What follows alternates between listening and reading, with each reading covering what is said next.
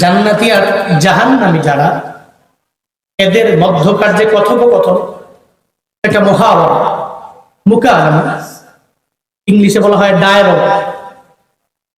6 7 8 9 10 dialogue আছে না? নাই আছে ডায়ালগ।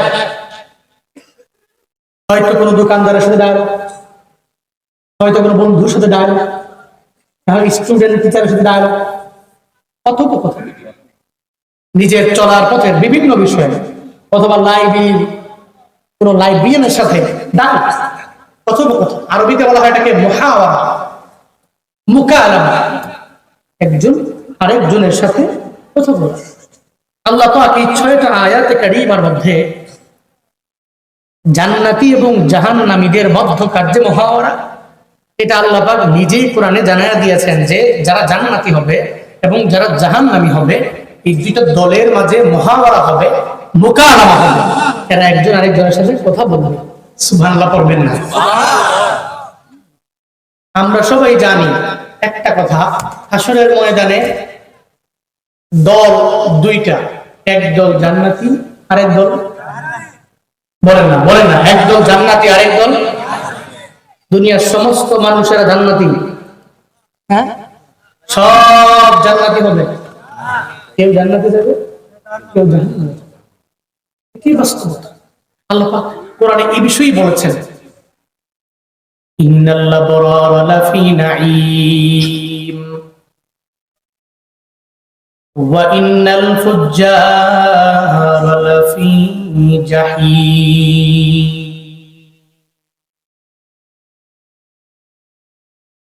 আল্লাহ জানায় দিলেন, এই মানুষ, যারা নেক আমল করে আগে যাবে ওই বান্দাগুলো জান্নাতি হয়ে যাবে, যারা গুনাহের কাজ করবে এরা জাহান্নামী হয়ে যাবে। দুইটা পথ আল্লাহ জানায় দিলেন, এই দুইটা পথের পথিক যারা হয়ে যাবে, এই কাজ করলে ওই বান্দা জান্নাতি হয়ে যাবে, এই কাজ করলে বান্দা জাহান্নামের লাইনে আগে যাবে।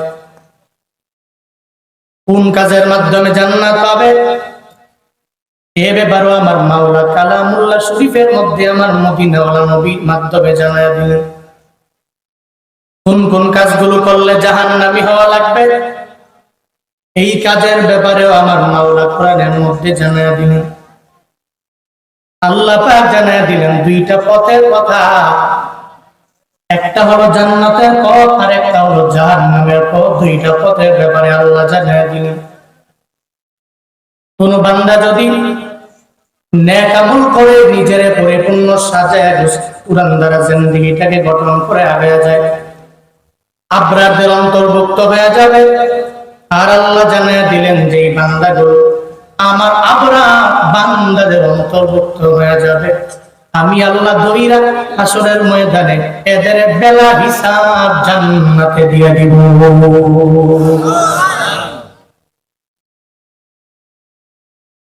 এখন কথা যেই বান্দা মানুষের উপর জুলুম করে, নির্যাতন করে, ও তো জীবনেও কোনোদিন আবরারদের দলভুক্ত হতে পারবে না। নামাজের ধারে কাছে ও যে যায় না, রমজানের 30টা রোজা রাখে না, নেক আমলের লাইনে যারা অগ্রগামী হয় না, ও তো আবরারদের দলভুক্ত হতেও পারবে না। আবরারদের দলভুক্ত হওয়ার জন্য 1 নম্বরে বান্দা তুমি কালেমা পড়ে একজন দামি মুসলমান হওয়া লাগবে। আবরারদের দলভুক্ত হওয়ার জন্য চলার পথে তোমার ইসলামটাকে পরিপূর্ণ প্রায়োরিটি দিয়ে অগ্রগামী হওয়া লাগবে। আবরারদের দলভুক্ত হওয়ার জন্য এই সমস্ত মাদ্রাসাকে পরিপূর্ণ সাপোর্ট দিয়ে আগে যাওয়া লাগবে। আবরারদের দলভুক্ত হওয়ার জন্য মাদ্রাসা তুলাবা যারা, এদের পরিপূর্ণ সাপোর্ট দেওয়া লাগবে। আবরারদের দলভুক্ত হওয়ার জন্য পরিপূর্ণ নেক আমলের লাইনে অগ্রগামী হয়ে যাবে। যেই বান্দা ইসলামের সাপোর্ট করে না, আমার রবের ধর্মটাকে পরিপূর্ণ প্রায়োরিটি দিয়ে আগায় না, যে আমার নবীর ওয়ারিস উলামায়ে কেরামের মহব্বত করে না, ভালোবাসে না, জীবনেও কোনদিন আবরারদের দলভুক্ত হতে পারে না। ঠিক কিনা?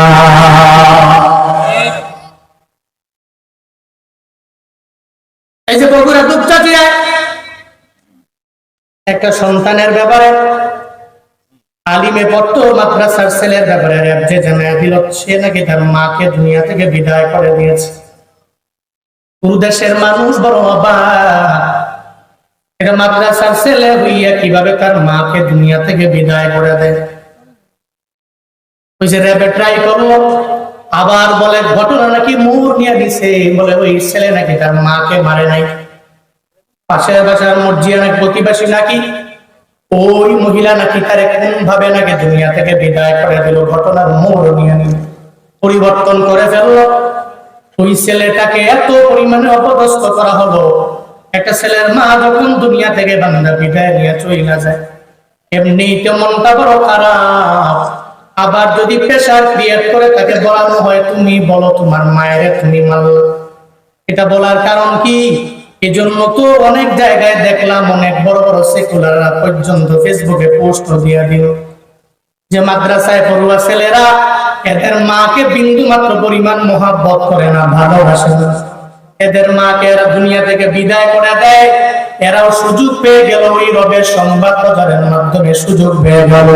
ও আল্লাহর বান্দারা, যেই রবের ভিতরে বিন্দু মাত্র পরিমাণ ইসলামের মহাব্বত নাই, কালেমার মহাব্বত নাই, কালেমার ভালোবাসা যার অন্তরের মধ্যে নাই, একমাত্র সেই পারে মাদ্রাসার ছেলেদেরকে খাটো করিয়া সেই সংবাদ প্রচার করার মাধ্যমে সে একমাত্র পারে যে ওই সমস্ত ছেলেদেরকে মিডিয়ার সামনে এনে বলে তুমি বলো তোমার মায়ের তুমি মারলা, আর এর মাধ্যমে পুরা দেশের ভিতরে মাদ্রাসাকে এরাই খাটো করতে পারে। পশ্চিমকালেও এরা নেক আমল করেওয়ালাদের দলভুক্ত হতে পারে না, ঠিক কিনা? আপনি বললেন সব প্রেম খারাপ, বিষয়টা এমন নয়। সব প্রেম খারাপ হতে পারে না, আমাদের মধ্যে ভালোবাসে না নাই, 5 ওয়াক্ত নামাজও পড়ে, রোজাও রাখে, নেক আমলের লাইনে অগ্রগামী হয়ে যায়। এমন অনেক রেব আছে। হঠাৎ করে একদিন আমি কুমিল্লা থেকে ঢাকার মধ্যে আসবো, আমি প্রতিমধ্যে আসার পরে দেখলাম বিশাল একটা জ্যাম পড়ে গেল। হঠাৎ করে ওই রোডের মধ্যে কোনো সময় জ্যাম পড়ে না। আমি পরিপূর্ণভাবে এতটুকু মানলাম যে সামনে মনে হয় বড় একটা অ্যাক্সিডেন্ট হয়ে গেছে। এই কারণে জ্যামটা প্রায় 4-5 কিলোমিটার পর্যন্ত হয়ে গেল।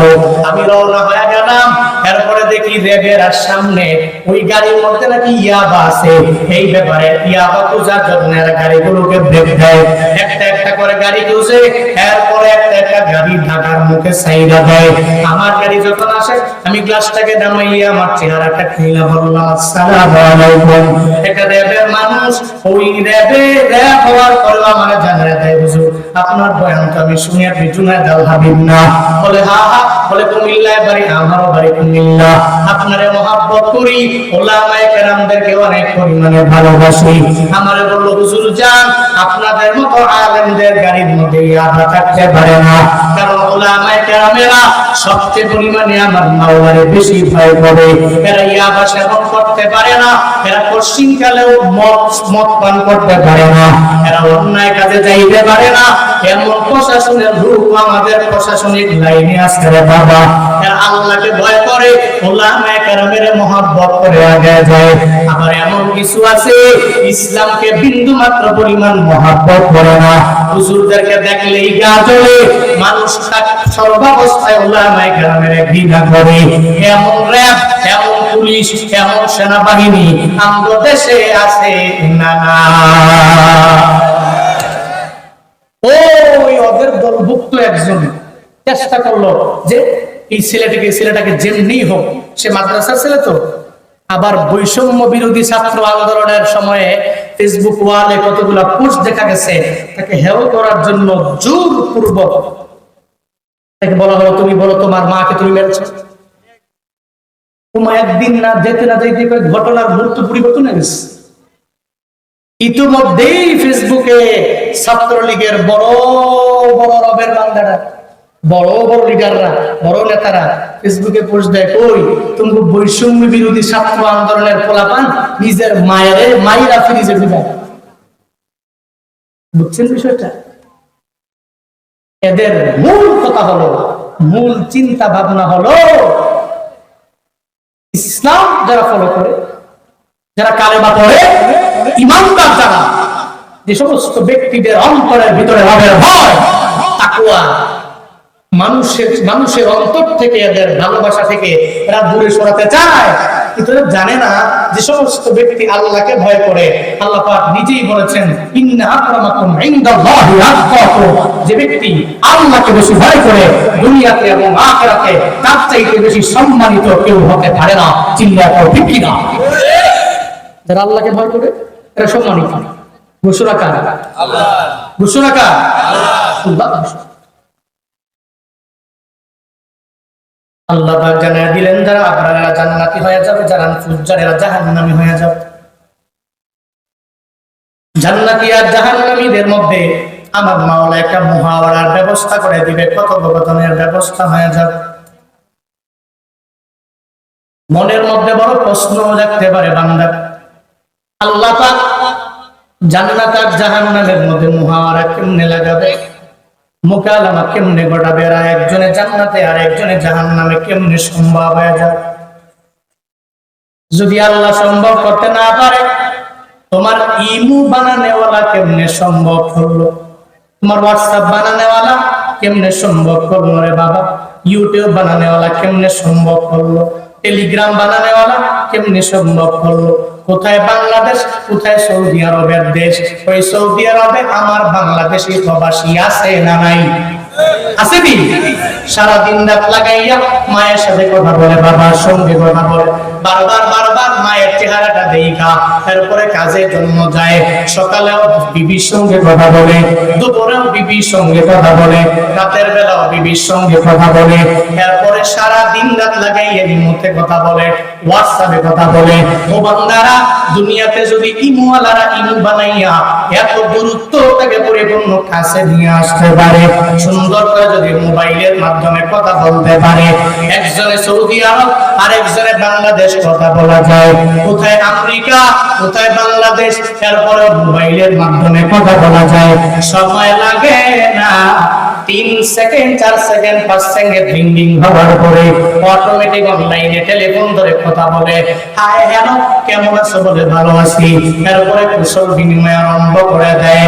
আমার মাওলা কি পারবে না? ওই ইমুওয়ালার ব্রেন আমার মাওলা তো নিজেই বানাইলেন। যে বান্দা হোয়াটসঅ্যাপ বানাইলো তার ব্রেনে তো আমার মাওলা বানাইলো। বিজ্ঞানীদের বিজ্ঞানী এই দুনিয়ার কেউ না, এদের বানাইছে একজন, চিল্লায়া বলো তার নাম। দুনিয়ার সমস্ত বিজ্ঞানীদের বলে আমার মালিক কে? আমার মালিক রব, এদের তো আমার মাওলাই তো বানাইলো। তো আল্লাহ কেন পারবে না? জান্নাত এবং জাহান্নামের মধ্যে আল্লাহ একটা মুহাওয়ারার ব্যবস্থা করে দিবে, একটা মুকালামার ব্যবস্থা করে দিবে। আল্লাহ পাক জান্নাতীদের জবান কইলা, জাহান্নামীদের জবান কইলা। আল্লাহ বলবে, এই জান্নাতী আর জাহান্নামীদেরকে প্রশ্ন করো, ও জাহান্নামীরা এবার জান্নাতীদেরকে জিগাও। এবার যখন বলা হবে, জান্নাতীরা জাহান্নামীদেরকে প্রথমত জিজ্ঞাসা করবে, মা সালাকাকুম ফি সাকার। জান্নাতীরা বলবে, এই জাহান্নামীরা কোন কাজের কারণে তোমরা জাহান্নামের মধ্যে আসলা? কোন দোষে দোষী হওয়ার কারণে তোমরা জাহান্নামের মধ্যে চলে আসলা? এই ব্যাপারে প্রথমত জিজ্ঞাসা করবে। কারণ দুইজন তো একই বাজারের মধ্যে গেলাম, চান্দাইকোনা বাজারে আমিও গেলাম, তুমিও গেলা। তুমি যে উপজেলায় কাজের জন্য গেলা, আমিও ওই উপজেলায় কাজের জন্য গেলাম। তুমি যেই জেলায় যাও, আমিও একই জেলার মানুষ। তুমি যেই দেশের মধ্যে বাস করতে, আমিও সেই দেশের মানুষ। এই যে শ্রোতারা বয়ান শুনতে আসলো, সব আমল কইরা জান্নাতে যাবে এমন হবে না। এখানে এমন আছে অনেকে জাহান্নামী হয়ে যাইতে পারে। বাবা, কে জান্নাতি কে জাহান্নামী আমিও জানি না, আমার বাবাও জানে না, দুনিয়ার কোন বান্দা বলতে পারবে না। কারণ জান্নাতি জাহান্নামী বানানো কেউ বানাইতে পারবে না। একজন পারে, চিল্লায়া বলো তার নাম। কে জান্নাতি কে জাহান্নামী এ ব্যাপারে কি কোনো বক্তা বলতে পারবে? প্রধান অতিথি, মাশাআল্লাহ মাশাআল্লাহ। বক্তব্য না দিয়ে আপনি বলে দেন, আবার কথা তো শুনবেন। বক্তব্য কি দিবেন? না না, একটু কথা বলেন। উনি বলুক, আমার কথা কি শুনবে না? হ্যাঁ,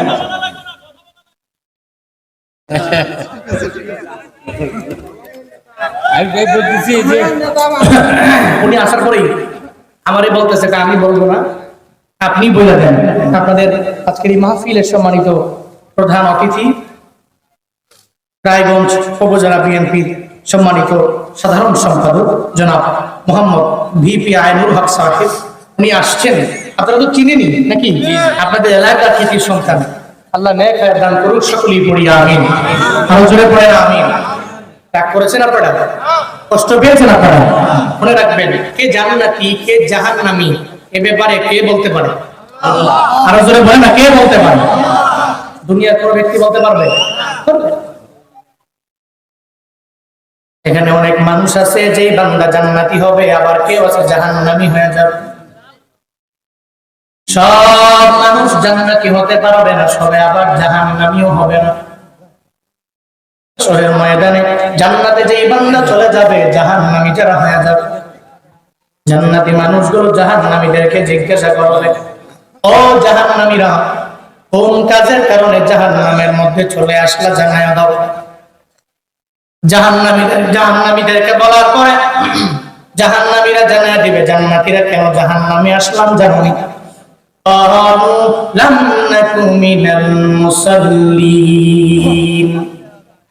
জাহান্নামীরা বলবে, এক নম্বরে একটা দুরুস দুনিয়ার মধ্যে আমাদের ছিল।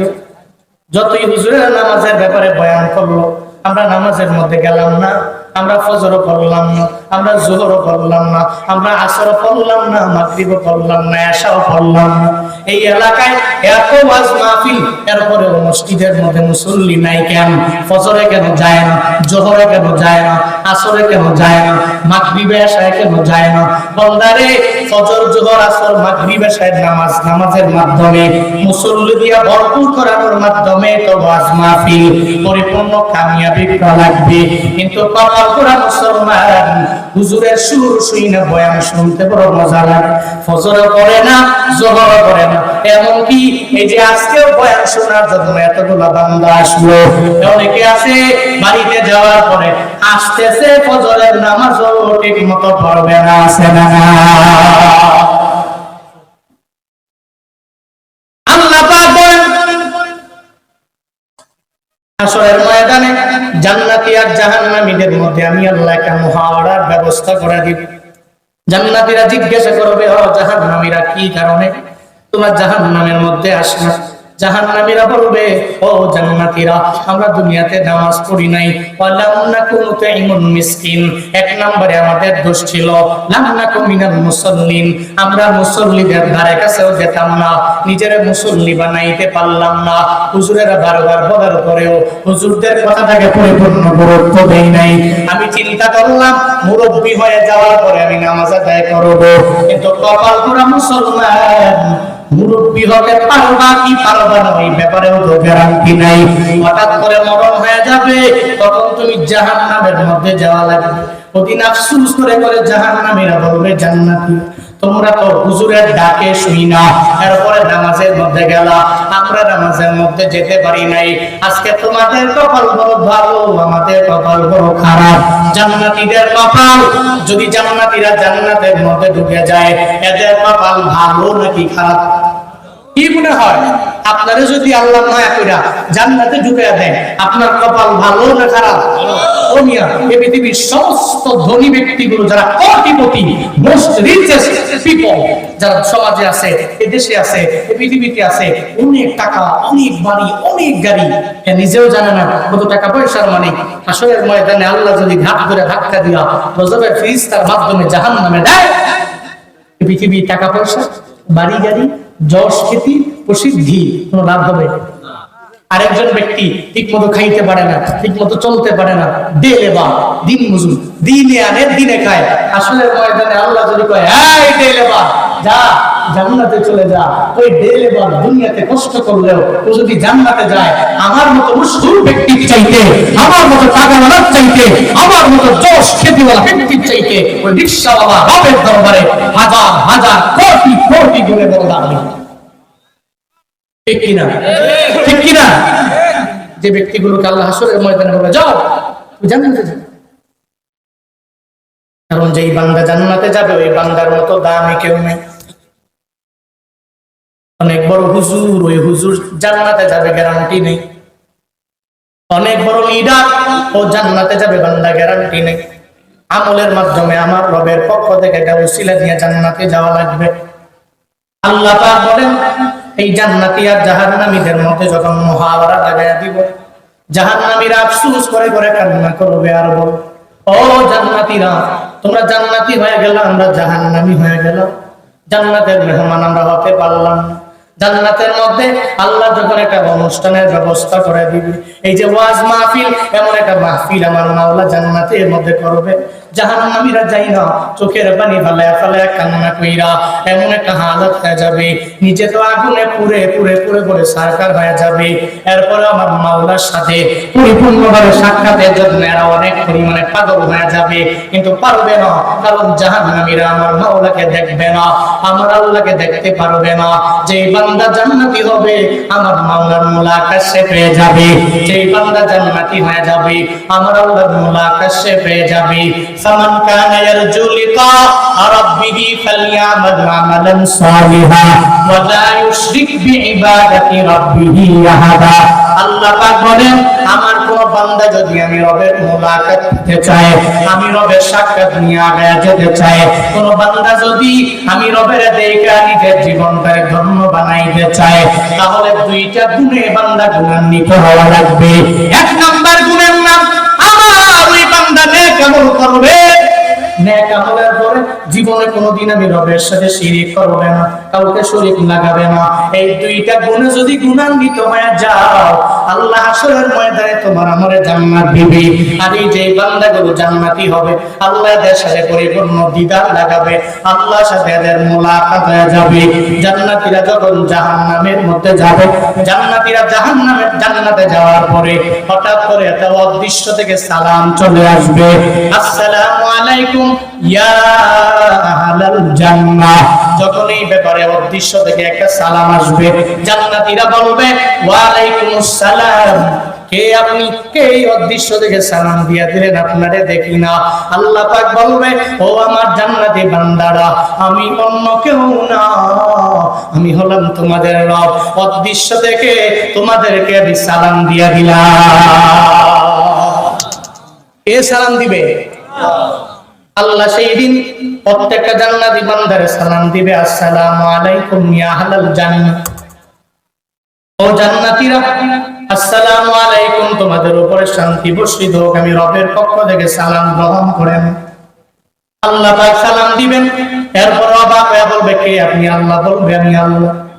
আল্লাহ বলবে, ও জান্নাতীরা, আমি আল্লাহ যে জান্নাতের মধ্যে তোমাদের ঢুকাইলাম, দুনিয়াতে কত কোরআনের মাধ্যমে, কোরআনের মাহফিলে এই কাজ করলে জান্নাতে যাওয়া লাগবে, এই কাজ করলে জাহান্নামী হওয়া লাগবে, এই ব্যাপারে যে আমি রব ওয়াদা দিলাম, এই ওয়াদা আমি আল্লাহ পরিপূর্ণ পূরণ করেছি কিনা জানায় দাও।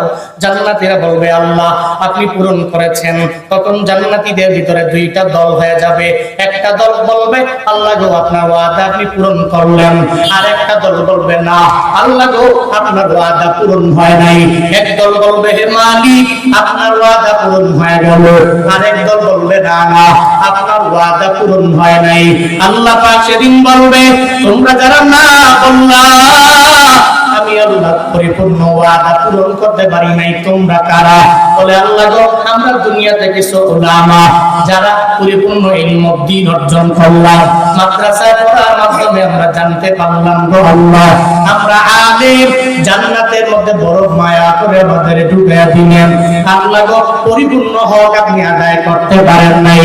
আল্লাহ সেদিন বলবে, তোমরা কি চাও?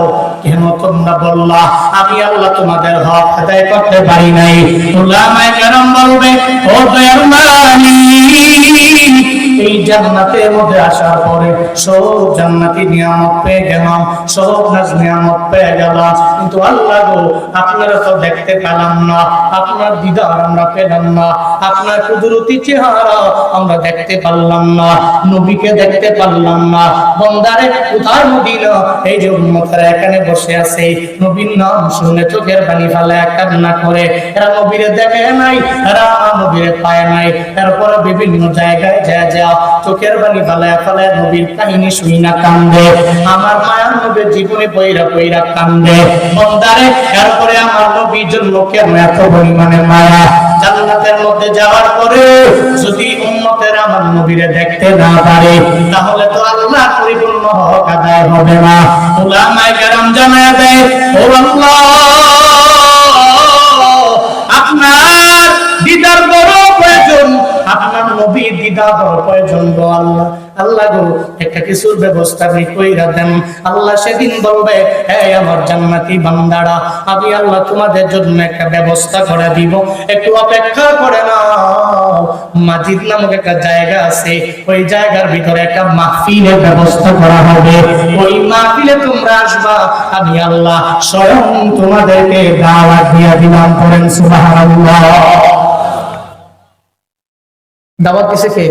আল্লাহ। কথা বলেন, দাওয়াত দিছে কে? এখন আপনাদেরকে যেখানে দাওয়াত দিয়ে আনছে মাদ্রাসা কমিটি, এলাকার যুব সমাজ, ওদিন জান্নাতে দাওয়াত দিবে কোনো মানুষ নয়, দাওয়াত দিবে কে? আল্লাহ। সুবহানাল্লাহ জোরে পড়বেন না। আল্লাহ সেদিন দাওয়াত দিয়ে দিবে। আল্লাহ বলবে, এই জান্নাতীরা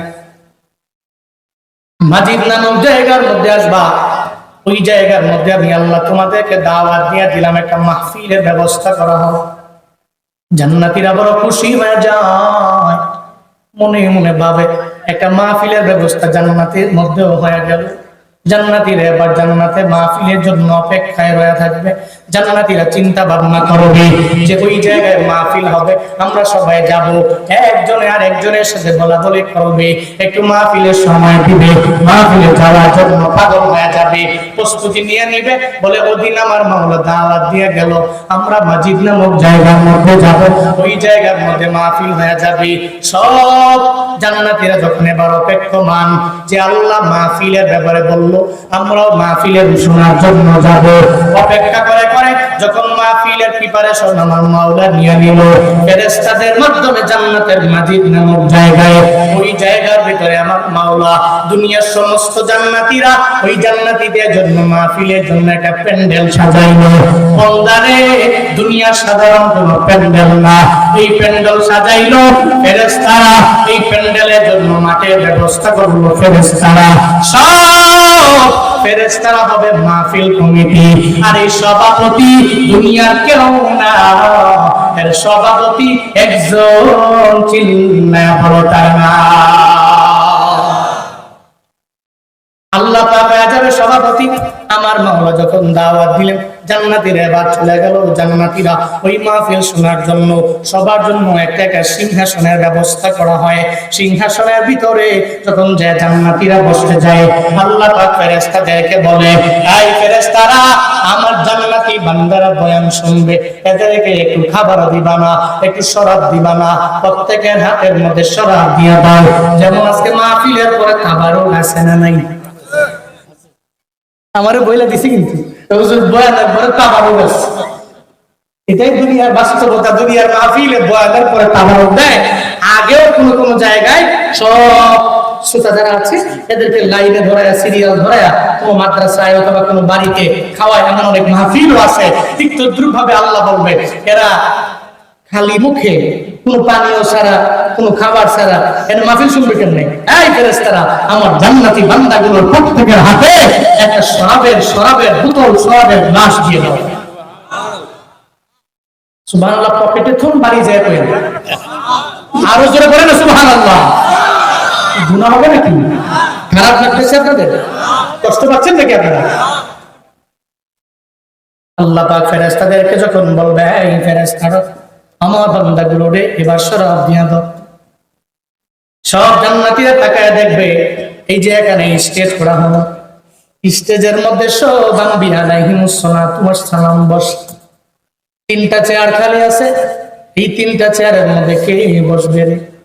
একজনে আর একজনের গুতায় আর কয়, দেখোস না ওই জায়গার মধ্যে চেয়ারের মধ্যে কে জানি আইসা বসে রে।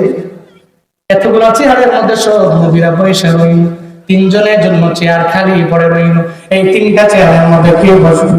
একজনে আর একজনের বলে, পরস্পরের ব্যাপারে যখন বলতে লাগলো, ওই পর্যায়ে এবার উপস্থাপক সাহেব আসছেন এবং সুন্দর করে প্রথমে জানায়া দিবে, ও জান্নাতীরা, এই জায়গার মধ্যে প্রথমত আজকে তোমাদেরকে কোরআন তিলাওয়াত শোনাবে কে জানোনি? আমাদের ওয়াজ মাহফিলেও কোরআন তিলাওয়াত দিয়ে শুরু হয়ে যায়। আসরের নামাজের আগে মাইক ওপেন করা হলো, দেখবেন প্রথমত এলাকার হুফাজে কোরআনেরা কোরআন তিলাওয়াত করে, এরপরে গজল গায়, সুন্দর করে কোরআন তিলাওয়াত করে গজল গাইয়া তারপরে মাহফিল থেকে স্টার্ট করে শুরু করে দেয়। আল্লাহ তা সেদিন বলবে, ও ফেরেশতারা, আমার বান্দারা জান্নাতি মাহফিলের মধ্যে আসলো, ও ফেরেশতারা, মিকাইলের তোমরা অনুমতি দিয়ে দাও। উপস্থাপক সাহেব আমার ফেরেশতা মিকাইল দাঁড়াও, আজকে সুন্দর করে গজল বলবে, একটা সঙ্গীত বলবে।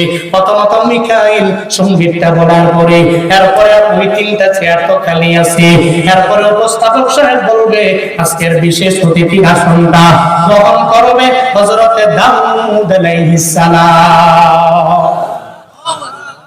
বিশেষ অতিথির যে চেয়ারটা খালি আছে, এটা কে আসনটা গ্রহণ করবে? বলে না, সবাই বলে না, কে? হযরতে দাউদ আলাইহিস সালাম বিশেষ অতিথির আসনটা গ্রহণ করবে। এরপর উপস্থাপক সাহেব বলছেন, এরপরে চেয়ারটা কে গ্রহণ করবে? বলে প্রধান অতিথি, দুনিয়ার সাধারণ কেউ না, আমার নবী, তোমার নবী হযরতে মুহাম্মাদুর রাসূলুল্লাহ। প্রধান অতিথিকে হযরত মুহাম্মদ সাল্লাল্লাহু এই চারটেখানি প্রধান অতিথি জান্নাতের ভিতরে। প্রধান অতিথি পৃথিবীর সমস্ত জান্নাতীদের সামনে আমার নবী থাকবে।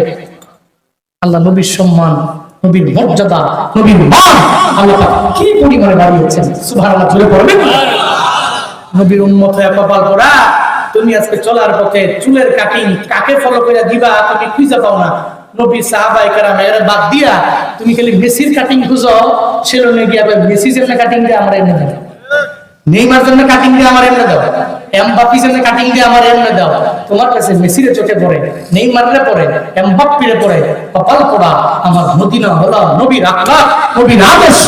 নবী কেমন চুল কাটলেন, নবী কিভাবে হাঁটলেন, নবী কিভাবে খাইলেন, নবী কিভাবে নিজের ব্যক্তিগত জীবনটাকে সাজালেন, গুছালেন। কপাল পোড়া মুসলমানেরা নবীর আদর্শ বাস্তবায়ন করে চলতে পারলেন। অথচ নবীর দাম, নবীর সম্মান আমার মাওলা কি পরিমাণে বাড়ায় দিলেন। নবী নবী করে আর কত কাল আমি কাঁদব, নবী নবী করে আর কত কাল আমি কাঁদব। একটু বলতে পারবেন না? একটু বলেন, নবী নবী করে আর কত কাল আমি কাঁদব, আপন নয়নে কবে জানি, আপন নয়নে কবে জানি প্রিয় নবীকে আমি দেখব, নবী নবী করে আর কত কাল আমি কাঁদব, নবী নবী করে আর কত কাল আমি কাঁদব। সবাই নবী নবী করে আর কত কাল, নবী নবী করে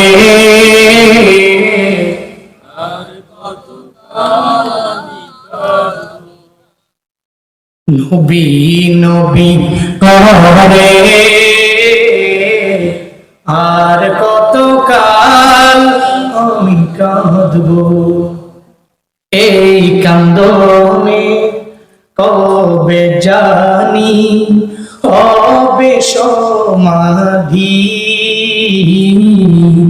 কেঁদে কেঁদে বুকের মাঝে হয়েছে নদী এই কান্দনে কবে জানি হবে সমাধি কেঁদে কেঁদে বুকের মাঝে হয়েছে নদী সেই নদী কেঁদে বলে সেই নদী কেঁদে বলে সাগর বানাবো নবী নবী করে আর কত কাল আমি কাঁদবো নবী নবী করে আর কত কাল আমি কাঁদবো নবী নবী করে আর কত কাল আমি কাঁদবো আল্লাহ হাসরের ময়দানে জান্নাতের ভিতরে ওই জান্নাতীদের সাথে আমাদেরকেও শামিল রেখে যাতে মদিনাওয়ালা নবীকে প্রধান অতিথি হিসাবে ওই নবীর চেহারা মুবারক দেখতে পারি সকলে মন থেকে চিল্লায় পড়ে না আমিন আর একটু আওয়াজ করে পড়ে না আমিন আমার মদিনাওয়ালা নবীরে জানায় দেওয়া হলো আসন গ্রহণ করে নেন এবার আর একটা আসন বাকি রইল উপস্থাপক সাহেব জানায় দিলেন এই আসনে দুনিয়ার কোন নবী বসবে না এই নবীদের মালিক যিনি কুল কায়নাতের মালিক যিনি আসমানের রব যিনি জমিনের রব যিনি আল্লাহ এই আসনের মধ্যে বসবে বলেন সুবহানাল্লাহ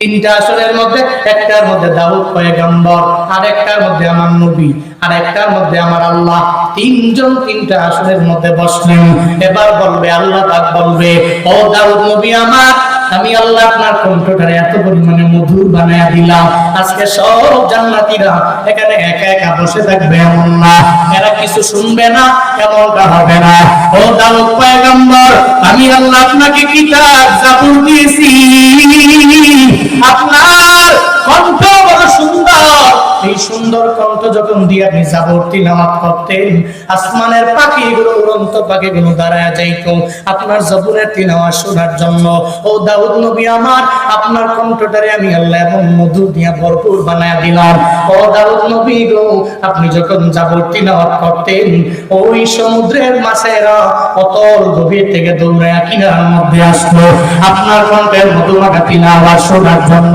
ও দাউদ পয়গম্বর আজকে দেরি করা যাবে না যাবে না যাবে না আমার জান্নাতীরা ওয়াইটিং আছেন আমার জান্নাতীদেরকে আপনি শুনায়া দেন তখন দাউদ নবী সূরাতুল মুলকটাকে তিলাওয়াত কইরা শোনাবে তাবারাকাল্লাযী বিয়াদিহিল মুলকু ওয়া হুয়া আলা কুল্লি শাইইন কাদির সূরাতুল মুলকটাকে পয়রা শোনাবে এরপরে আল্লাহ পাক রব্বুল আলামিন দাউদ নবী যখন কোরআন তিলাওয়াত শেষ হয়ে যাবে সব জান্নাতীরা একটানা 40 বছর লাগায়া এই দাউদ নবীর কোরআন তিলাওয়াতটাকে উপভোগ করবে টানা 40 বছর লাগায়া দাউদ নবীর তিলাওয়াত উপভোগ করার পরে আল্লাহ পাক এবার বলবে ও আমার পয়গম্বর আপনার তিলাওয়াত কত সুন্দর ও পয়গম্বর আমার যে তিলাওয়াতের কাছে আবু জাহাল বড় দুর্বল হয়ে গেল উতবা বড় দুর্বল হয়ে গেল সাইবা বড় দুর্বল হয়ে গেল ওয়ালিদ ইবনে মুগীরা বড় দুর্বল আমার নবীর তিলাওয়াত কত পরিমাণে সুন্দর উমরে ফারুক আজম যে দৌড়ায় মুহাম্মদের গর্দান আনার জন্য আবু জাহাল বলল এই উমর তুমি যদি যাইতে পারো আর মুহাম্মদ মুহাম্মদের গর্দান যদি আনতে পারো তাহলে 100 উটনি তোমার উপহার দেওয়া হবে। ওমর কয় তরবারি দাও, মুহাম্মদের গর্দান আনার জন্য যাব। প্রতিমধ্যে যাওয়ার পরে ওই ওমরের বোন ফাতেমা যখন কোরআন তিলাওয়াত শুনে, ফাতেমারে কয় বোন রে, তুমি যে কোরআন তিলাওয়াত করো, এই কোরআন তিলাওয়াত এটা কোন জায়গায় গেলে পরিপূর্ণ শোনা যাবে, একটা সুন্দর কণ্ঠ দিয়ে শোনা যাবে। ফাতেমা ডেকে বলে ভাই আমার, যদি আমার নবীর দরবারে যাও, আমার নবীর দরবারে যে যদি কোরআন তিলাওয়াত শুনতে পারো, তোমার মনটা পরিপূর্ণ ভরে যাবে। ওমর কয় তরবারিটা লইয়া যত নবীর দরবারে যায়, আমার নবী প্রকাশ্যে দাওয়াত দেয় না, গোপনে গোপনে নবীর দাওয়াত দেয়। নবীর সামনে 11 জন সাহাবী, সব সাহাবীরা আমার নবীর জানা দেয়, ও পয়গম্বর আমার। ওমর মনে হয় তরবারি নিয়ে আপনার দরওয়াজায় হাজির হয়ে গেল, আজকে আপনাকে মেরে ফেলবে, আপনার দেহ থেকে পরিপূর্ণ গর্দানটাকে আলাদা করে দিবে। আমার মায়ার নবী বলে না না, ও সাহাবায়ে কেরাম, আমার ওমরের তোমরা আসতে দাও, দরওয়াজা ওপেন করে দাও, আমি নবীর গর্দান নেওয়ার জন্য মনে হয় ওমর আসে না, আমার ওমরের আসতে দাও। নবী যখন বৈশা সাহাবায়ে কেরাম নিয়ে বয়ান করে, এত সুন্দর তিলাওয়াত, ওই তিলাওয়াত যখন করতে লাগলো, ওমর নবীর দরবারে আয়েশা আমার নবীর সামনে যখন দাঁড়ায় যায়, আমার নবীরে কয় ও পয়গম্বর আমার, আবু জাহাল আমারে পাঠিয়ে দিছে, তরবারির মাধ্যমে আপনার দেহ থেকে গর্দানটাকে আলাদা করে যদি দিতে পারি তাহলে 100 উটনি আমি পেয়ে যাব। ওমর নবীর সামনে এসে আমার নবীরে জানায় দেয়, ও পয়গম্বর আমার, আপনার তিলাওয়াত যে এত সুন্দর, এই সুন্দর তিলাওয়াতের প্রতি এত পরিমাণে মায়া পড়ে গেলাম, এই তিলাওয়াতে এত মজা, ও পয়গম্বর আপনার দেহ থেকে গর্দান আলাদা করা সম্ভব হবে না, আমারে পড়ায়া দেন লা ইলাহা ইল্লাল্লাহ মুহাম্মাদুর রাসূলুল্লাহ। আল্লাহ পাক সেদিন বলবেন, ও পয়গম্বর আপনি ওই আপনার মধুর মাখা কোরআন তিলাওয়াত আপনার জান্নাতের উম্মতদেরকে আপনি শোনান না, এই জান্নাতের মানুষগুলোর আপনি শোনায় দেন। আমার মদিনাওয়ালা নবী আমার আল্লাহর পক্ষ থেকে যখন পরিপূর্ণ আদেশ হয়ে যাবে, নবী প্রধান অতিথি চেয়ারে বৈশা সেদিন আমার মদিনাওয়ালা নবী শোনাবে, ইয়াসিন ওয়াল কুরআনিল হাকীম ইন্নাকা লামিনাল মুরসালিন আলা সিরাতিম মুস্তাকিম تنزيل العزيز الرحيم لتنذر قوما ما أنذر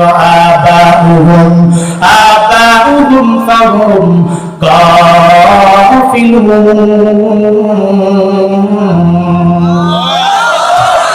আমার মায়ার নবী প্রধান অতিথির আসরের মধ্যে বৈশা সূরা ইয়াসিন শোনাবে। আমার নবী সূরা ইয়াসিন পড়ার পরে এই জান্নাতীরা টানা 500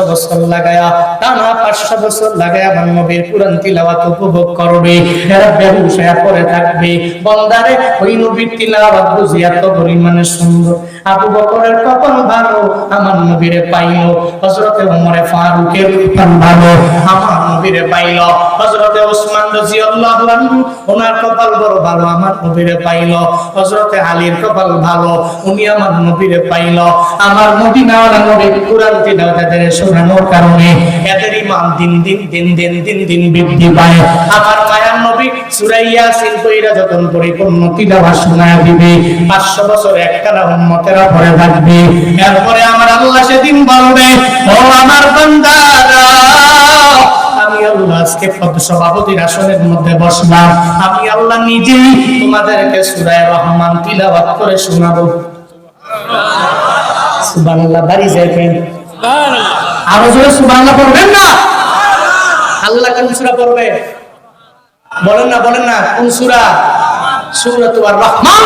আল্লাহ বলবেন আমি সভাপতির আসনে বৈশা সূরাতুর রহমান তিলাওয়াত করে আমি তোমাদেরকে শোনাবো। চিল্লায়া পড়েন আল্লাহু আকবার। দাউদ নবী শোনাইছে সূরাতুল মুলক, এরপরে আমার নবী শোনাইছে সূরাতুল ইয়াসিন, এরপরে আল্লাহ পাক স্বয়ং নিজেই তার কালামে হাকিম থেকে তিলাওয়াত করে শোনাবে সূরাতুর রহমান। ওদিন সমস্ত জান্নাতীরা এই মাহফিলে বেহুশ হয়ে কত বছর পরে থাকবে। হাদিসে স্পষ্ট উল্লেখ নাই, তবে জান্নাতীদের কপাল বড় ভালো, এরা আমার রবের দেখবে, প্রত্যেকটা নবীর দেখবে, রহমাতুল লিল আলামিনের চেহারা মুবারক দেখবে। আমি আল্লাহর কাছে এই ময়দান থেকে আবদার জানাই, আল্লাহ গো, আমি গুনাহগারকে সহ এই সমস্ত মানুষগুলোরে জান্নাতের মধ্যে নিয়া ওই মাজিদ নামক জায়গায় মাহফিলে উপস্থিত আমাদের সবাইকে তুমি কইরো। আল্লাহ, নবী, সমস্ত আম্বিয়া আলাইহিমুস সালাতু ওয়াস সালামের দিদা এই বেআমল, এই গুনাহগার উম্মতদেরকে, বান্দাদেরকে তুমি নসিব করিও। সকলেই পড়ি আমিন। আরো জোরে পড়েন আমিন। আরেকটু আওয়াজ করে পড়েন আমিন। জাহান্নামীরা চোখের পানি ফালায়া ফালায়া কাঁদবে, এই জান্নাতীরা তোমাদের কপাল বড় ভালো রে, জান্নাতের মধ্যে আমার আল্লাহরে দেখলাম।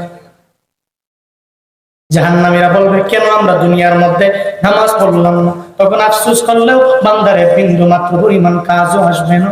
জাহান্নামীরা যখন আফসোস করবে, লাম নাকু মিনাল মুসাল্লিন, আমরা দুনিয়ার মধ্যে নামাজি ছিলাম না। এক নম্বরে এটা ছিল আমাদের দোষ।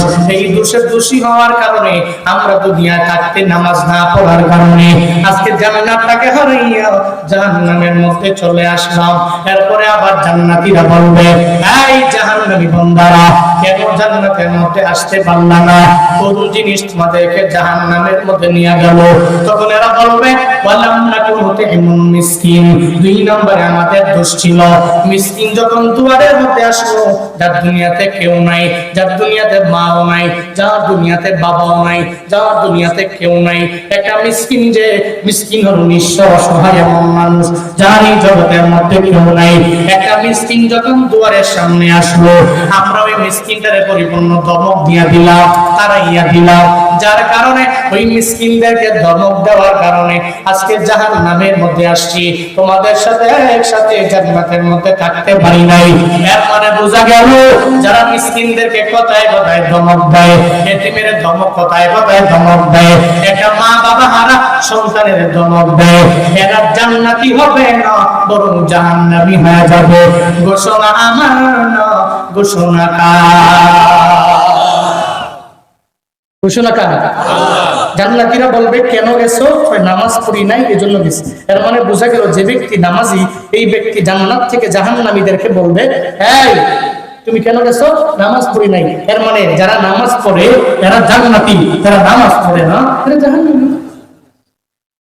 স্বাভাবিক ব্যাপার, কারণ কোন দোষে তোমাদেরকে জাহান্নামে নিয়ে আসতো? দোষ ছিল নামাজ পড়ি, এটাই দোষ। দুই নম্বরের দোষ কি? দুই নম্বরে দোষ ছিল ওয়ালাম নাকু নুতিমুল মিসকিন, যারা দুনিয়াতে অসহায় ছিল, মিসকিন ছিল, আব্বা আম্মা হারা এতিম ছিল, দুনিয়াতে যারা কেউ নেই, গরিব একটা, মিসকিন আরেকটা। There is a biggest difference. অবশ্যই পার্থক্য আছে, গরিব একজন, মিসকিন একজন। মিসকিন তো ওই ব্যক্তি যার এই পৃথিবীতে কেউ নাই, এই পৃথিবীতে কেউ নাই, এমন কিছু লোক আমাদের সমাজে নাই। কমলাপুর রেল স্টেশনে গেলে দেখেন, আল্লাহ যদি কোনোদিন যাওয়ার সুযোগ দেয়, যারা গেছেন দেখছেন, এমন কিছু ব্যক্তি রেল স্টেশনে পড়ে থাকে, এই পৃথিবীতে যার কেউ নাই, তার মা নাই, তার বাবা নাই, তার দাদা নাই, তার দাদি নাই, তার কোনো পরিবার নাই, তার কোনো ধন। জাহান্নামীদের দোষ হলো এরা মিসকিনদেরকে খাবার দেয় না। ভিখারি যখন এসে দাঁড়ায় যে, আল্লাহ কারীম, আমার টাকা নাই, আমার বাড়ি নাই, আমার গাড়ি নাই, আমার মাও নাই, আমার বাবাও নাই, আমার কেউ নেই, ধনীরে ফিরা দিও না, একটা টাকা দিলে আমি সুন্দর করে পেটের মধ্যে খাবার জোগাড় করে আমি ঢুকাই দিতে পারবো। পেটের ক্ষুধার যন্ত্রণায় এটা ভিখারি যখন চোখের পানি ফেলায় কান্না করে। জাহান্নামী ব্যক্তিদের দোষ আছে রে, ওই মা বাবা আর এতিমের ধমক দিয়ে সে তাড়ায় দেয়, একটা ভিখারির ধমক দিয়ে তাড়ায় দেয়, একটা মিসকিনের পরিপূর্ণ ধমক দিয়ে বান্দা তাড়ায় দেয়। না রে বাবারা, জান্নাতীদের গুণ হলো এরা জীবনেও কোনোদিন কোনো এতিমের ধমক দিবে না, কোনো মিসকিনের ধমক দিবে না। যখনই মনে করবে, ও তো মনে করবে আমার মায়ার নবী ছিল এতিম, আমি কেন এতিমের ধমক দিয়া দিব? বন্দারে, এই পৃথিবীতে যারা মা বাবা হারা, এদের মতো এতিম দুনিয়ায় কেউ নাই। এরা যদিও টাকাওয়ালা, এরা যদিও বাড়ির মালিক, এরা যদিও গাড়ির মালিক, দেখবা ময়দান থেকে বাড়ির মধ্যে যাওয়ার পরে মারে পায় না, বাবারে পায় না। হুজুর গো, আমার টাকা দিয়া কি হবে? আমার বাড়ি দিয়া কি হবে? আমার গাড়ি দিয়া কি হবে? এই জগতে জগতে মা নাই, এই জগতে আমার বাবা নাই। মা বাবা হারায়া চোখের পানি ফালায়া ফালায়া কান্না করে। আপনাদের সিরাজগঞ্জ জেলায় একজন যুবক ছিল, গত 3 বছর আগে, এখনো দুনিয়ার মধ্যে বেঁচে আছে। এই সিরাজগঞ্জ সদরের মধ্যে বাড়ি। ওই যুবকটা ব্রাহ্মণবাড়িয়া জেলার মধ্যে একটা বড় অফিস কর্মকর্তা, মাসে 1 লাখ টাকা স্যালারি যার, বেতন যার। আমাকে একদিন রাত গভীরে টেলিফোন করে আমার জানায় দেয়, হুজুর আমার কপাল বুঝি এত খারাপ, এই জগতে আমার মাও নাই, আমার বাবাও নাই, এই জগতে আমার কেউ নাই গো হুজুর। আমি বললাম, আপনার মা বাবা নাই, কি করেন আপনি? বলে, আমার বাড়ি সিরাজগঞ্জ সদর উপজেলা, আমি ব্রাহ্মণবাড়িয়া শহরের মধ্যে অফিসের কাজ করি গো হুজুর। আমার মা বাবা কেউ নাই। বলে, মা বাবা হারাইছেন, কেমনে হারাইছেন বলেন? অফিস কর্মকর্তা চোখের পানি ফেলে আমার দরবারে বলে, হুজুর আমার ছোটবেলায় আমি আমার বাবার হারাইছি, আমার বাবার আদর আমি পাইনি। আমার মা অন্যের বাড়ি কাজ করে করে করে করে আমার সিরাজগঞ্জে কলেজের মধ্যে পড়াইতো। আমার মা অন্যের বাড়িতে কাজ করিয়া এত কষ্ট করে করে আমার টাকা আইনা দিত, আমার সুন্দর করে পড়াইতো। আমি কলেজে যেতাম, প্রতিদিন সকালবেলা আমার মায়ের কপালের মধ্যে চুমু দিতাম, আমার মায়ের কাছ থেকে দোয়া নিয়ে আমি আগে যেতাম। এরপরে কলেজ যখন ছুটি হয়ে গেল, আমি আসলাম, আমার মায়ের দেখলে আমার মনটা পরিপূর্ণ ভরে গেল। আমার মা আমার কপালের মধ্যে চুমু দেয়, আমিও আমার মায়ের কপালের মধ্যে চুমু দেই।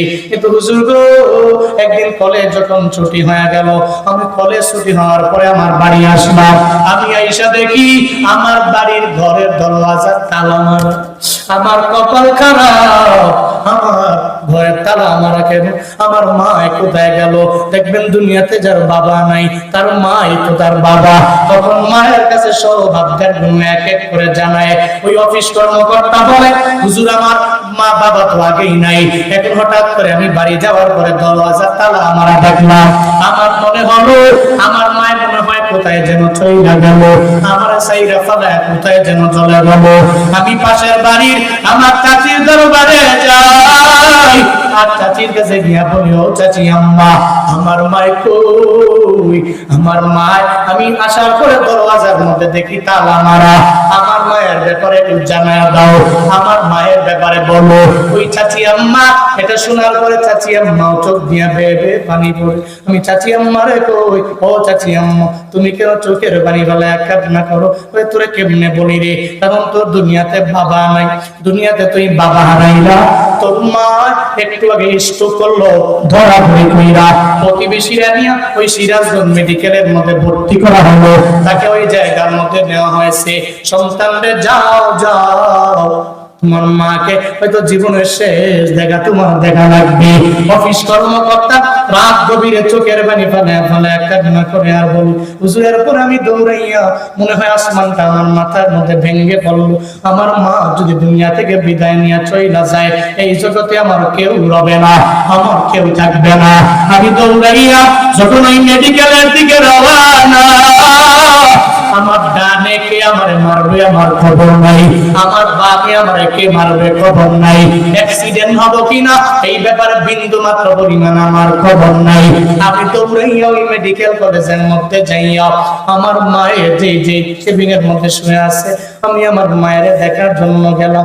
আমি যা দেখি আমার মায়ের মুখ দিয়ে খালি একটু কথা বলতে পারে, আমার মায়ের হাতও নড়ে না, আমার মায়ের পাও নড়ে না, আমার মা একটু জবান দিয়া কথা বলতে পারে। আমি আমার মায়ের ধরলাম, মায়ের হাতের মধ্যে ধইরা বলি, ও মা, আমি সন্তান তো তুমি জানো, আমার বাবা দুনিয়ায় নাই, আমি দুনিয়াতে ছোটবেলায় বাবা হারাইছি, আমি বাবা হারাইয়া মা বড় এতিম হয়ে গেছি। মা তুমি আমার বাবা, মা তুমি আমার মা, তুমি যদি আমার সাইরে চইলা যাও, আমি কারে মা বইলা ডাকবো, আমি কারে মা বইলা ডাকবো? মায়ের কাছে যাইয়া হুজুর আমি বারবার হাত থেকে ধরি না, মাকে আবদার জানাই, ও মা আমার সাইরা তুমি কোথাও যাইও না, বরং আমারে সুন্দর করে তুমি আদর যত্ন করে আমারে বড় করে দাও। ও মা গো, তোমার ছেলে ভার্সিটির মধ্যে পড়িয়া বড় অফিস কর্মকর্তা হবে, এরপরে তোমার আর কাজও করা লাগবে না। ও মা আমার, আমি আমি বড় বড় ভালো জায়গার মধ্যে তোমারে নিয়ে যাব, বড় দামি খাবার তোমারে খাওয়াইবো। আমি মায়ের বারবার আবদার জানাই, আমার মা ফুটটানারে আমারে বলে, সন্তান রে আমি তোর পরিপূর্ণ হক আদায় করতে পারি নাই, আমারে বিদায় দাও। সন্তান রে আমি মা হইয়া তোর জন্য আমি মাওলার দরবারে দোয়া কইরা দিলাম, আল্লাহ পাক এই দুনিয়ার মধ্যে তোর দুধে ভাতে খাওয়াবে, আল্লাহ করে বড় সম্মানী বানায়া দিবি, আল্লাহ করে বড় দামি বানায়া দিবি। বিশ্বাস করবেন কিনা জানি না রে বাবা, ওই অফিস কর্মকর্তা চোখের পানি ফালায়া আমি হুজুরের দরবারে আবদার জানাই, হুজুর গো এখন আমার কপাল খারাপ, এই জগতে আমার মার আমি ওই জায়গায় হারায় ফেললাম, আমার বাবারও আমি হারায় ফেললাম। এখন ঢাকায় আমার বাড়ি আছে, ব্রাহ্মণবাড়িয়া শহরের মধ্যে আমার বাড়ি, সিরাজগঞ্জ জেলা শহরের মধ্যে আমার বাড়ি। আমি এত টাকার মালিক, আমি এত বাড়ি গাড়ির মালিক হয়ে গেলাম, কিন্তু একটাই নয়, আমার বাড়ি যাওয়ার পরে আমার মা নাই, আমার বাবা নাই। ও বান্দারা, দুনিয়াতে যেই বান্দা ধনী হয়ে গেল, বাড়িতে যাওয়ার পরে যার মা নাই, যার বাবা নাই, ওই বান্দাই বলতে পারে এই টাকা দিয়ে কোনো লাভ নাই, এই বাড়ি গাড়ি দিয়ে কোনো লাভ নাই। এই সমস্ত এতিম যারা, এদের জীবনেও বান্দা ধমক দেওয়া যাবে না, কারণ এরা তো এমনি মা বাবা হারাইয়া বড় দুর্বল হয়ে যায়। এতিমের মিসকিনের জীবনেও কোনোদিন বান্দা ধমক দিবা না। এই যে আমার কষ্ট লাগতেছে আপনাদের, খারাপ লাগতেছে আপনাদের, হ্যাঁ চলবে না, ছেড়ে দিব, চলবে, শেষ করে দিব। গত কয়েকদিন আগে আমার প্রোগ্রাম জামালপুরে, 3-4 দিনের সফর, একই জেলায় জামালপুরে অনেক প্রোগ্রাম করি বছরে, ওখানে মানুষগুলো ভালোবাসে অনেক বেশি। আমাদের সিরাজগঞ্জেও তো করি, এরপর জামালপুরেও করি। তো গেলাম কয়েকদিন আগে প্রোগ্রাম শেষ করে জামালপুর রেল স্টেশনে একটা দুধ চা বানায়, খুব ভালো, তোমার ড্রাইভার খুব পছন্দ করে। অন্য কোথাও যাবো না, আগে যাবো হইলো দুধ চা খাবো, এরপরে যেন মধ্যে নিয়ে যান, দুধ চা খাওয়ার পরে এনার্জি আসবে, 500 কিলো হইলে 500 কিলো মজা দুধ চা। ওনাকে জিজ্ঞেস করলাম, আপনার এখানে রাত 2টা 3টা 4টা নাই, এত মানুষ আপনার এখানে দুধ চা খেতে আসে? হুজুর আমার মা বাবার দোয়া, মা বাবার দোয়া করে আমি তাহলে কম দেখি কি কাহিনী, কেমনে বিক্রি করেন, কেমনে কি? হুজুর আমার আব্বা আম্মার দোয়ায় এশার নামাজের পর থেকে আমি 72 কেজি দুধ বসাই, রাত 2টা 3টার আগে শেষ। 72 কেজি লিটার দুধ বসাই শেষ। আপনি অবাক হয়ে যাবেন, রাত 2টা 3টা বাজে সিরিয়াল পাওয়া যায় না। ওই জায়গার মধ্যে দুধ চা খাওয়ার জন্য আমি গেলাম। একটা ছোট্ট বালক আমার দরবারে এসে আমার আবদার জানায়, হুজুর ওই যে ওখানে বার্গারের দোকান, এটা বার্গার আমারে কিনে দিবেন, আমি একটু বার্গার খাবো, একটু বার্গার কিনে দিবেন কিনা। আমার আবদার জানাইলো, আমি বললাম দুধ চাটা শেষ করতে দাও, এরপরে তোমার আমি বার্গার কিনে দেবো, একটু দাঁড়াও। আমি দুধ চা পান করার পরে আমার এতিম বলে, হুজুর গো আমার বার্গার কি কিনে দিবেন না? বললাম যে হ্যাঁ দিব, তোমার বার্গার কিনা দিব। তখন আমি তার সঙ্গে করে লইয়া বার্গারের দোকানে গেলাম, বার্গার বললাম তার একটা বার্গার দিয়ে দাও। বার্গার খায় আমার সাথে চেয়ারের পাশে যখন বসে থাকে, আমি তারা জিজ্ঞাসা করলাম, এই গভীর রাতে, রাত প্রায় 3টা বাজে অবস্থা, এই হালাতে এই গভীর রাতে তুমি এখানে কি করো? তোমার কি ঘরও নাই, তোমার বাড়ি নয়, তোমার কি মা নাই, তোমার কি বাবা নাই, তোমার কি আত্মীয় কেউ নেই? বার্গার খায়, হঠাৎ করে চোখের পানি করে পড়ে, রে বাবা আমার জানায় দেয়, হুজুর এই গভীর রাতে পেটে বড় ক্ষুধা, আমি সকালেও খাই নাই, দুপুরে খাই নাই, রাতে আমি খাই নাই। হুজুর গো এই জগতে আমার ঘর বাড়ি কিছু নাই, আমার মা বাবা কেউ নাই, আমরা এতিম মানুষ, আমরা নিঃস্ব অসহায় মানুষ। এই রেল স্টেশনের মধ্যে আমাদের জিন্দেগি চালাই, আমাদের জীবনটা এই জায়গায় চলে যায়। হুজুর গো এই যে বার্গারটা খাওয়াইলেন, আমার মনটা বড় ভরে গেল। হুজুরের পরে আমার মন চায় আমি একটু ঘুমায় যাব, কারণ শরীর বড় দুর্বল হয়ে যায়। সকালেও খাইতে পারি না, দুপুরেও খাইতে পারি নয়, রাতেও খাইতে পারি নয়। এই রাত 3টা বাজে বার্গার খাওয়ার পরে আমার পেটের ক্ষুধা যখন নিবারণ হয়ে গেল, এখন মনে হয় একটু ঘুমাই নেই, আমার ঘুম চলে আসবে। বন্দারে এই সমস্ত এতিমেরা দেখবেন বিভিন্ন জায়গায় ঘুরে, এদের ধমক দিয়ে তাড়াইয়া দেওয়া যাবে না, মিসকিনদেরকে ধমক দেওয়া যাবে না, এদের একটু খাওয়াইয়া দাও, এদের একটু ভরাইয়া দাও, এদের তোমার ঘরের মধ্যে নিয়ে যাও।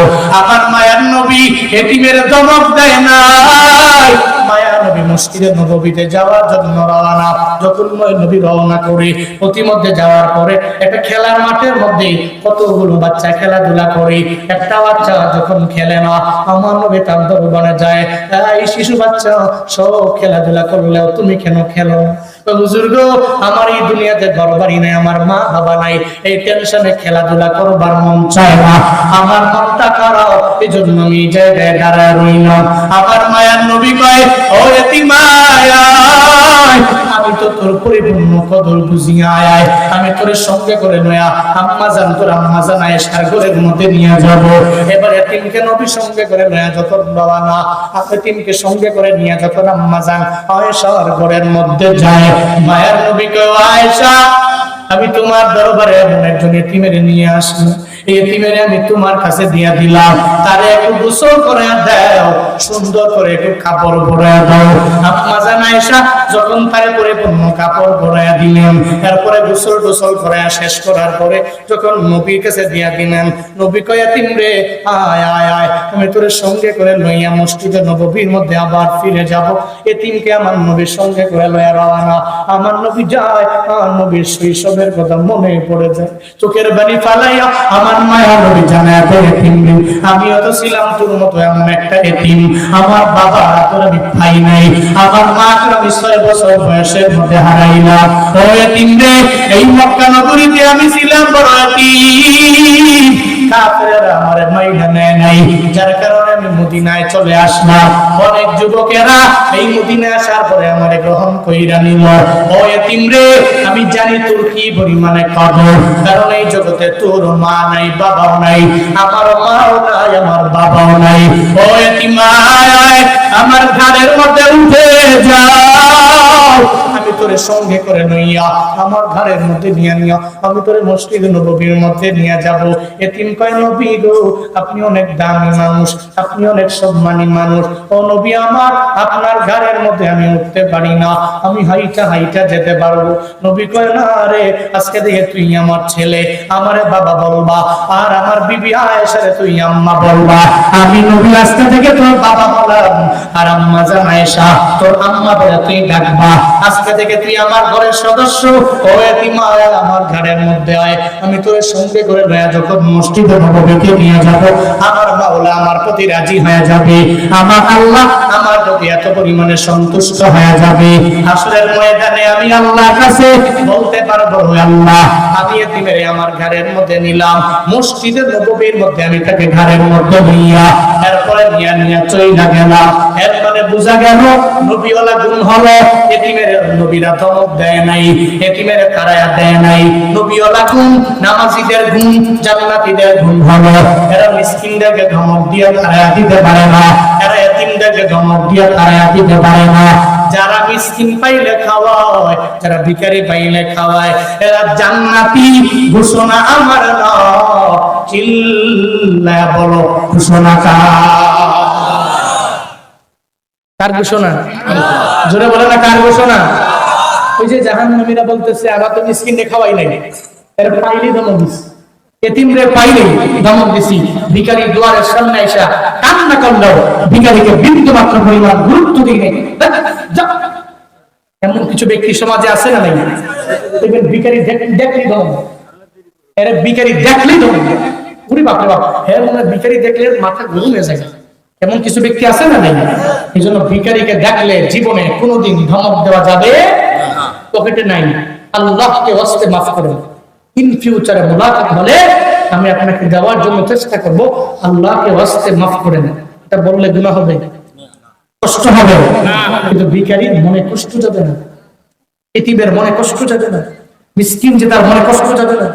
জাহান্নামীদের দোষ হলো এরা এতিমদেরকে খাওয়ায় না, মিসকিনদেরকে খাওয়ায় না, এদের ধমক দিয়ে তাড়া দেয়। এই কারণে জাহান্নামীরা নিজেরাই জাহান্নামে যাওয়ার পরে বলবে, ওয়ালাম্না গুরুজুমুল মিসকিন, আমরা দুনিয়া থাকা অবস্থায় মিসকিনদেরকে খাওয়াই নাই, যার কারণে আজকে আমরা জাহান্নামে, তোমরা জান্নাতে। এর মানে সূরাতুল মুদাসসিরের এই 44 নম্বর আয়াতের মাধ্যমে বোঝা যায়, এতিমদেরকে যারা খাওয়ায়, এতিমদের মাথায় যারা হাত বুলায়, এরা থাকবে জান্নাতে। যারা এতিমের খাওয়ায় না, মিসকিনের মাথায় হাত বুলায় না, মিসকিনের খাওয়ায় না, এরা থাকবে জাহান্নামে। স্পষ্ট। তাহলে নামাজি যারা এরা যাবে কই? কথা কয় না, কই যাবে? যারা নামাজি না যাবে কই? যারা এতিমদের পাশে দাঁড়ায় যায় এরা যাবে কই? যারা মিসকিনদের পাশে দাঁড়ায় না, ধমক বেড়া করে কই যাবে? স্পষ্ট কথা। জাহান্নামীরা তো বলতেছে আমার এই দোষের কারণে আমি জাহান্নামে আসছি। এরপরেও মানুষ কেন যে বুঝে না, এরপরেও কেন মানুষ 5 ওয়াক্ত নামাজ পড়ে না, এরপরেও প্রশ্নপত্র ফাঁস। আপনি খেয়াল করেন যে জাহান্নামে যাওয়ার পরে জাহান্নামীরা দোষগুলো যেগুলো বলবে যে এই দোষের কারণে জাহান্নামে আসলাম, এটা জানার পরেও কপাল পোড়া মুসলমানেরা এরপরে এটা মানতে রাখবে না। এরপরে আর কোন দোষ আছে? আছে, আরো দোষ আছে। কুন্না নাকুদু মা'আল খাইদিন। জোরে বলেন আল্লাহু আকবার। কি দোষ ছিল? দোষ ছিল খুশ গল্প, আছে না নাই? এটা করা ভালো, তবে অতিরিক্ত করা তখন এটা ভালো না। কারণ অতিরিক্ত করতে গেলে কি হয়? গীবাত। কি হয়? গীবাত। অতিরিক্ত করলে হয় মিথ্যা। অতিরিক্ত করলেই দেখবেন যে আপনার জবান যেটা গালি। এই জন্যই আরবিতে একটা প্রবাদ আছে, মান সমাতা নাজা। হাদিস, মান সাকাতা নাজা। যে ব্যক্তি চুপ থাকে সে মুক্তি পায়। যে চুপ থাকে সে কি বলে না, সে কি মুক্তি পায়। মুক্তি পায় কি থেকে? সে মুক্তি পায় গুনাহ থেকে। তার দ্বারা অনেক অনেক পরিমাণ গুনাহ। কারণ আপনি যত চুপ থাকবেন মিথ্যা কম হবে, ঠিক কিনা? আর আপনি দেখবেন একটা মিথ্যা বললে এই মিথ্যাকে ঢাকার জন্য আরো 50টা মিথ্যা বলা লাগবে, তাহলে আপনার ওখান থেকে গুনাহের সূচনা। এই জন্য হাদিসে আসছে আল কিযব উম্মুল ফুজুর, মিথ্যা সমস্ত পাপের মা। কি? মিথ্যা সমস্ত পাপের কি মা। এর মানে বোঝা গেল যারা মিথ্যা বলে, একটা মিথ্যা থাকতে গিয়া 40টা করে। এর মানে মিথ্যা একটা দিয়ে শুরু করলো, শেষ করতে করতে করতে করতে 50টা করল, যা গত স্বৈরাচারীরা করত। সাংবাদিক দায়িকাই না, পুরি সুবহানাল্লাহ, মিথ্যা যে কেমনে বানাইতে এরা পারে। একটা মিথ্যা ঢাকার জন্য এদের চেলা ফেলা চালাচা মুন্ডারা ডানে থাকে বামে থেকে সর্বাবস্থায় শুধু মানুষকে মিথ্যা গুজব রটিয়ে মিথ্যা কথা বলে। বৈষম্য বিরোধী আন্দোলনে ছাত্রদেরকে মারে, এরা নিজেরা মাইরা দোষ দিয়ে আরেক দলের, ঠিক কিনা? মারে নিজেরা, দোষ দেয় আরেক দলের। আল্লাহ কয় তোর একটা মিথ্যা তুই 40টা মিথ্যা দিয়ে ঢাকার জন্য বারবার ট্রাই করো। একবার শাস্তি তো বারবার ছেড়ে দিব এমন নয়। মিথ্যা তো 1 বছর বলা যায়, 2 বছর বলা যায়, 5 বছর বলা যায়, 10 বছর বলা যায়। দুর্নীতি 5 বছর বলা যায়, 10 বছর বলা যায়, 15 বছর বলা যায়। মিথ্যা 5 বছর বলা যায়, 15 বছর বলা যায়। 16 বছরের পরে আমি আল্লাহ সহ্য করতে পারি নাই। শহীদ আবু সাঈদের রক্ত মিথ্যা যায় নাই। আল্লাহ স্বৈরাচারকে দুনিয়া থেকে এমন ভাবে নিঃশেষ করেছে, এখন দুনিয়াতে বেঁচে থাকতেও মরার মতো চিন্তা করো, ঠিক কিনা?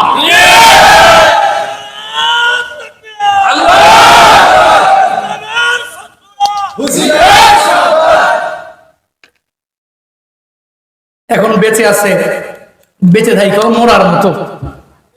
এলাকায় আগে যে পাওয়ার দেখাইতো, ঘুরে গাড়ে খায়, কয় কি করে না করে।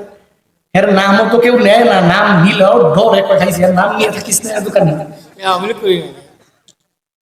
এখন আগে যারা আওয়ামী লীগ করতো, করতাম আমি আওয়ামী লীগ, এখন করি বিএনপি। চাচা আপন প্রাণ বাঁচা, দৌড়ের উপরে সব বন্ধা। মিথ্যা উম্মুল ফুজুর, সমস্ত পাপের মা। পৃথিবীর যে কোনো ব্যক্তি একবার মিথ্যা বলে, কোথায় আছে না, চোরের 10 দিন, গৃহস্থের কয়দিন? 10 দিন খালি চুরি করো, 9 দিন করছো, 10 দিনের বেলায় টের পেয়ে গেছে। এখন 10 দিন যা কামাইছো সব একদিনে নিঃশেষ, চুরমার। পৃথিবীর প্রত্যেকটা জালেমের বেলায় ঠিক তদ্রূপ। ফেরাউন জীবনটারে গুছাইছিল, শেষ মুহূর্তে মনে করছে আজকে মুসারে মারি দিলাম।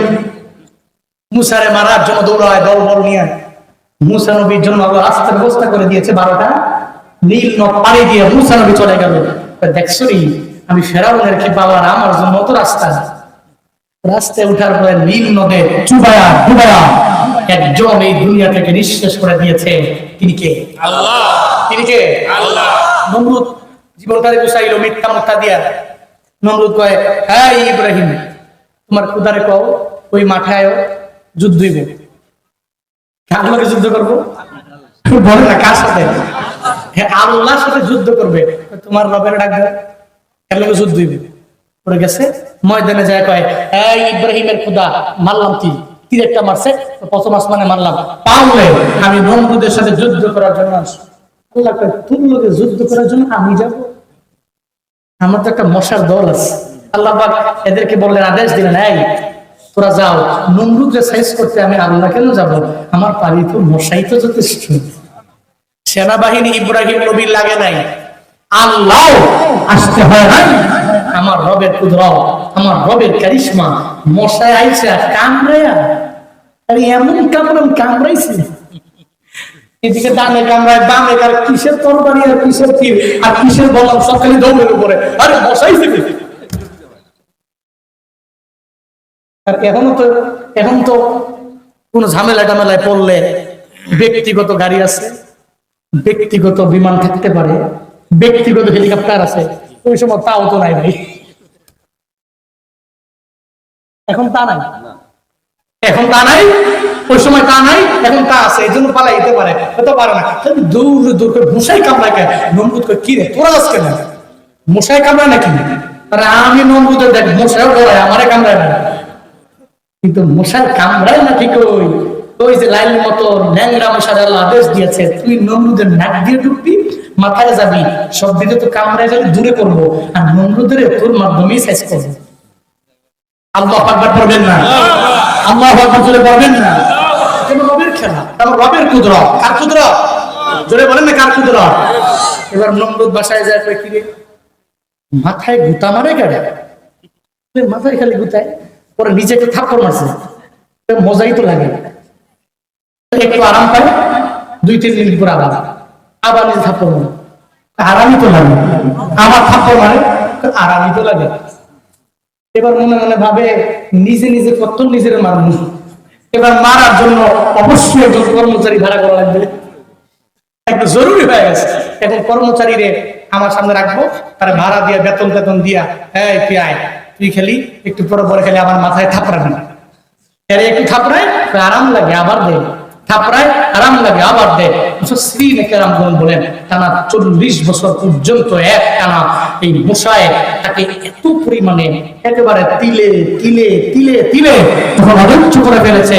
কর্মচারী একটা পরিবর্তন হয়, আবার আসে, পরিবর্তন হয়, আবার আসে, পরিবর্তন হয়, আবার আসে। 40 বছর এক টানা আল্লাহ নমরুদের বিচারটা কেমনে করেছে। 40 বছর পরে এবার কর্মচারী কয়, হ্যাঁ নমরুদ, ভালো লাগে না, কতদিন আর এবার বাইরে নমরুদ, এটা কোনো চাকরি হইলো? যে কোনো চাকরি কাতারে পড়ে, হ্যাঁ আমার বেতন দেয়, হ্যাঁ খালি মাথায় মারবো, হ্যাঁ একটু মজা পাবে, আবার মারবো, আবার মজা পাবে, আবার মারবো, এটা কোনো চাকরি? এটা কেমন চাকরি? রাগ উঠে গেছে, রাগ উঠার সাথে ছিল পাথর, পাথর দিয়ে এমনি নামে জীবনের মারায় মারা দিছে মাথার মধ্যে দূরে ফেলায়, নমরুদের মাথা ফেটে দুবাগ হয়ে গেছে। ল্যাংরা মশা সুন্দর করে দৌড়াইয়া রবের দরবারে খেলা কা আরো জোরে বলেন না, খেলা কা? পৃথিবীর সমস্ত মিথ্যাবাদীরা, দুর্নীতিকারীরা, জালেমরা, এদের পরিণতিগুলো এমনই হয়। এই জন্য আসুন না ভাই, মিথ্যা থেকে নিজেকে বের করে আনেন। জাহান্নামীদের একটা দোষ হলো, এরা মানুষের কাছে যখনই যাবে, বসবে, একসাথে বসে গীবত করবে। কি করবে? গীবত করবে, কোথায় কোথায় মিথ্যা বলবে, অন্যায় করবে, অপরাধ করবে। খালি এই যে কালকে চায়ের দোকানে তো খেলা জমবে, মাহফিল, 5 কুবলা বেসরকারি এতিমখানার মাহফিলে গেছিলাম। হুজুর যে বয়ান করছে বুঝ হয় নাই। হুজুরের বয়স কত হয়, তার বাড়ি করে কি নিজে গাড়ি নিয়েছে, হাতিয়া কত, কোন সময় কত দিছে, বয়ানটা বেশি ভালো হয় নাই, কেমন জানি হয়েছে রে। হ্যাঁ চায়ের দোকানে বইসা আমি জুনায়েদুল হাবিবের নিয়ে আর 40 বার 50 বার আমার কি আছে, বাপ আছে, মা আছে, আমার পুরা দুনিয়া নিয়ে দোষ গুণ মিলা এই যে বলতেছে আমার অবচরে। এটা হালাল না হারাম? এটা হারাম। এটা গীবত। এটা কি? কিন্তু চায়ের দোকানে বসে আমরা গীবত করি কি করি না? এখন করি কি? মনে করি যেটা সওয়াব, এটা মনে করে করি। জাহান্নামীরা দুষ্কর্মীরা জাহান্নামে যাওয়ার পরে বলবে ওয়াকুন্না নাকুদু মাআল কাঈদিন, আমরা দুনিয়াতে চলার পথে যারা কাঈদিন ছিল এদের সাথে বৈশা বৈশা আমরাও গীবত করতাম, আমরাও মিথ্যা বলতাম, আমরাও মানুষের ব্যাপারে খারাপ কিছু মন্তব্য আমরা করতাম। এই কারণে আজকে জাহান্নামে আমরা, তোমরা জান্নাত। এর মানে বোঝা গেল জান্নাতীদের গুণ হলো এরা গীবত করবে না, জাহান্নামীদের গুণ হলো এরা গীবত, মিথ্যা, সিগারেট এগুলাতে নিজেকে জড়াবে। আল্লাহ আমাদের সবাইকে মিথ্যা বলা থেকে হেফাজত করেন। আল্লাহ আরো জোরে পড়েন আমিন। আকুন্না মুকাদ্দিবু ইয়াউমিদ্দিন। এরপরে আমরা একটা কাজ করতাম, সেটা হলো খালি ডানে ঘুরতাম বামে ঘুরতাম আর জিগাইতাম মানুষরে, খালি হুজুরে খালি আখিরাতের কথা কয়, জান্নাত আর জাহান্নামের কথা কয়, ঠিক আসলে আছে কিনা এই চিন্তা করতাম। আর মিথ্যা বলতাম, মনে করতাম যে জাহান্নাম জান্নাত এগুলা নাই, এই পৃথিবীতে আখিরাত নাই, এগুলা বলতাম, ঘুরতাম এবং মনের মধ্যে ধারণ করে চলতাম।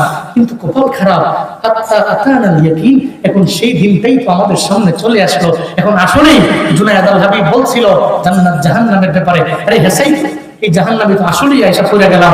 আরে ওই যে অন্যান্য বক্তারা আসতো আমার এলাকায়, তারা বয়ান করতো, আসলে ঠিকই তো বলতো, হায় হায় রে এখন জাহান্নামেই পড়ে গেলাম। বান্দা, এর মানে বোঝা যায় জান্নাতি ব্যক্তিদের গুণ হবে 1 নম্বরে নামাজ, জান্নাতি ব্যক্তিদের গুণ হবে 2 নম্বরে এরা এতিমদের খাওয়াবে, মিসকিনদেরকে খাওয়াবে, এদের জীবনে কোনোদিন ধমক দিবে না। 3 নম্বরে এদের গুণ হবে এরা জীবনে গীবত করবে না, শিকায়ত করবে না। 4 নম্বরে এদের গুণ হবে এরা চলার পথে জীবনেও কোনোদিন অন্তরে এটা ঢুকিয়া চলবে না যে এই পৃথিবীতে শেষ, আখিরাত নাই, এই চিন্তা অন্তরে থাকবে না। আর জাহান্নামীদের 4টা দোষ, 1 নম্বরে এরা নামাজ পড়বে না, 2 নম্বরে এরা গীবত করবে, 3 নম্বরে এরা মিসকিনদেরকে খাওয়াবে না, 4 নম্বরে এদের দোষ হলো এরা আখিরাতকে মিথ্যা প্রতিপন্ন করবে। আল্লাহ পাক রব্বুল আলামিন আমাদের সবাইকে জান্নাতে যাওয়ার জন্য যে কাজগুলো করা লাগবে ওই গুণে আমাদের প্রত্যেককে গুণান্বিত বানায় দেন। সকলেই পড়ি আমিন। আর জোরে করে বলেন আমিন। জাহান্নামী যারা, তাদের যে দোষ, এই দোষ থেকে আল্লাহ বক্তা শ্রোতা প্রত্যেককে হেফাজত করেন, প্রত্যেককে রক্ষা করেন। সকলেই পড়ি আমিন। আরো জোরে পড়েন আমিন। আর একটু আওয়াজ করে চিল্লায় পড়েন আল্লাহুম্মা আমিন।